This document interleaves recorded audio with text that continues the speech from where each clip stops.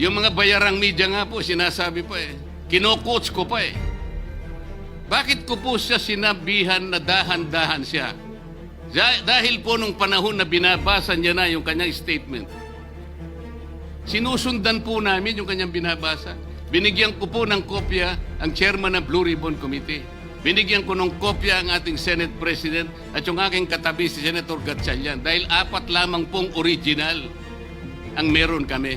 Yung binabasa pala niya ay Xerox copy kaya may naputol sa baba. Gusto ko lamang pong ma-record ng totohanan dahil doon sa umpisa po niya, merong isang linya po siyang nalaktawan. Alam po ito ng mga kasama natin na sinusundan po habang binabasa namin. Doon sa pangalawa po, 2 linya naman po ang nalaktawan niya. Kaya gusto ko lamang pong maging maayos ang pagre-record ng kanyang statement. Ano po sabi ng mga bayarang media? Hindi ko naman po nila lahat. Kaya ako po hindi nagpapa-interview sa kanila. Alam ko po ang karakter ng ating media ngayon. Nakakaawa na po ang kalagayan. Binanggit na po ng dating Senate President ang nangyari do sa statement ni Diskaya. Siya ang kauna-unahang nagbigay ng statement na kung saan binanggit ang 17 congressmen.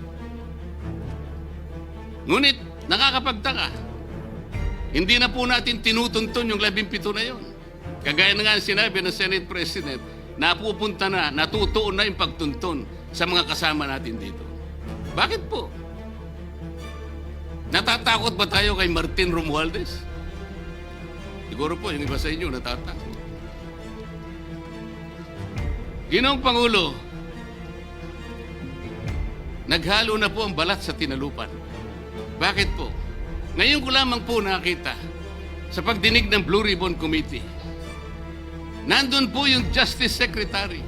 Hindi pa po natin natatapos na pagtatanungin yung respondent, yung resource person, na tayo po ang merong legal and physical custody. Hindi ko maintindihan kung bakit dadalhin niya sa kanyang opisina at pagbalik niya, meron na siyang supplemental affidavit.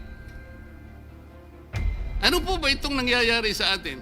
Meron na ba tayong alituntunin? Meron na ba tayong agreement sa pagitan ng DOJ at ang pag-imbestigang ginagawa natin sa Blue Ribbon Committee?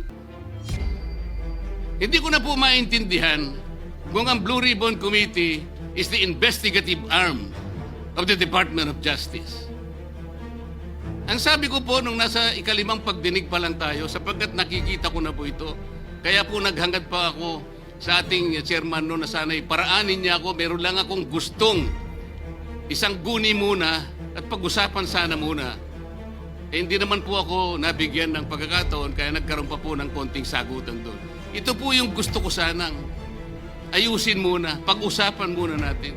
Lalong-lalo na po ang kaugnayan natin sa bagong tatag na ICI, Independent Commission on Infrastructure.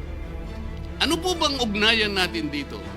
Hindi po ba tayo mag-uusap muna? Hindi ba tayo gagawa ng regulasyon muna? Meron po tayong mga doktrinang isinasaalang-alang. Nasaan na po ang institutional boundaries? Nasaan na po ang separation of powers? Nasaan na po ang system of checks and balances? Di ba natin isasaalang-alang ito? Dadalawang tao lamang po ba ang mamamagitan sa pagitan ng mga institusyon na ito? At mawawala na po kami sa picture? Are we supposed to be kept in the dark, Mr. President? Yung po, kung mo ba sinabi ng ICI na isa sa kanilang mga poder, kapag ka nag-request po sila, makakakuha sila ng impormasyon sa House of Representatives, sa Senate, sa Korte, sa Sandigang Bayan, at kahit sinong otoridad. Ibig ba sabihin wala na tayong opsyon na tumanggi? Kailangan po natin pag-usapan muna yun. Ang nangyayari po sabog-sabog na po eh. Baka nga yun ang isang dahilan kung bakit nag-resign po yung advisor na si Mayor Magalong ng Baguio. Yung pong mga pasaring, ito po yung nakakapagbigay sa atin ng hindi naman kailangang pag-aaway-away o pag-aalitan. Hindi po maganda sa ating panig ito. Tingnan lamang po natin yung interview sa DCMM ng ating kasamahan, chairman ng Blue Ribbon Committee, ng mga host ay si Victoria Tulad at si Christian Yosores noong September 28, 2025. Ang tanong po nila, ilang hearings pa ang nakikita ninyong gagawin ninyo? Ang sagot po ng ating kasama, Senador Lacson, yun ang hindi ko pa masabi. Dahil kung may bagong lumalabas na mga testigo at masustansya yung sasabihin, meron pang mga kakulangan na dapat na mapunuan, magtawag tayo ng pagdinig. Tama naman po yun. Pero ito pong pangalawang saknong, ang sabi po, pero kung paulit-ulit lang at masa-sidetrack o kaya palihis yung direksyon ng inquiry, yun ang i-assess namin kasi medyo lumihis na. Ano po yung lumihis? September 28, dito lumabas si Master Sergeant Orly Gutesa. Lumihis po ba o dumiretso? Mula kay Saldico, ikinonekta po niya kay Martin Romualdez. Sa akin palagay, dumiretso po, hindi tayo lumihis. Pagkatapos tinanong pa po, do you think po, coach po si Gutesa? At iba pong observation, baka si Senator Dante Marcoleta dahil parang sinabihan siya nung nagbabasa siya. O nalimutan mo, balikan mo itong paragraph na ito. Naipaliwanag ko na po kung bakit ko lamang sa sinansala at sinabi kong balikan mo sapagkat meron nga po siyang nalalaktawan base po sa sinusundan namin na binabasa niya na dokumento. Ang sagot po ni Senador Lacson, medyo natawa pa nga siya, kayo nang humusga sa lahat ng yan, tayo nag-viral na. Siguro, ang sasabihin ko na lang, yung hula nyo, yun ang hula ko. O hula ko, hula nyo. Parang, your guess is as good as mine. Hindi po maganda yung inference. Parang ang lumilitaw, kinots ko eh. Bilang isang abogado, magmula po nung ako'y maging abogado, inisip hindi ko po ginawa yung mga bagay na ito. Kumisan nga ako eh. Hindi na abogado, sila pa yung nagsasabi eh.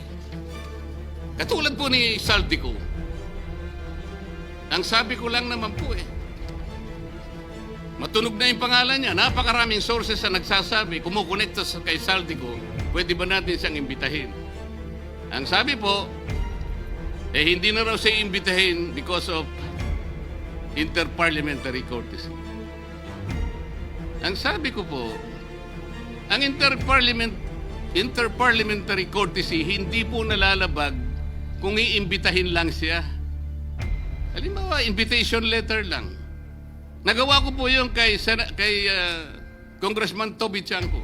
Voluntaryo po yun eh. Kung darating siya, salamat. Kung hindi siya darating, okay lang. Ngunit, ang pinag-uusapan natin ay problemang kasangkot na po ang kinabukasan ng ating bansa. Sasabihin ba natin interparliamentary courtesy? Nakikinig po ang buong bayan. Tatakpan po ba natin ang dahil sa interparliamentary courtesy? Nakasulat po ba sa bato yun? Absolute po ba yun? Yun po yung aking ikinasasama ng loob eh. Hindi po tayo dapat mag-away-away. Iisa po ang ating layunin. Ang ating bansa ang pinaka-importante sa ating lahat. Bakit po kinakailangang ilihis natin? Bakit po tayo gagawa ng paraan para pagtakpan po natin ang hindi dapat pagtakpan? Ginoong Pangulo, ngayon po'y masasabi ko, si Master Sergeant Orly Gutesa ay mas credible pa po kaysa sa marami sa atin dito sa kapulungan ito. Si Master Sergeant Orly Gutesa, mas matapang kaysa sa mas marami dito sa ating kapulungan. Maraming salamat po, Ginoong Pangulo.